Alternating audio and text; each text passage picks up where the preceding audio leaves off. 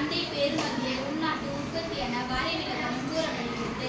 மொத்த உள்நாட்டு உற்பத்தியை ஆங்கிலத்தில் IDP எனவும் கருதப்படுகிறது. உலகிலே மொத்த உற்பத்தி இந்திய 3.25 உள்நாட்டு பயன்படுகிறது. உலக பொருளாதார இந்தியாவின் பங்கு 1993ஆம் ஆண்டில் 1.07% இருந்தது.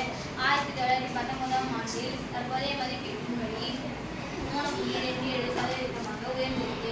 ஆசிய நாடுகளில் சீனா மற்றும் ஜப்பானுக்கு அடுத்தபடியாக இந்தியா 3வது இடத்தில் உள்ளது.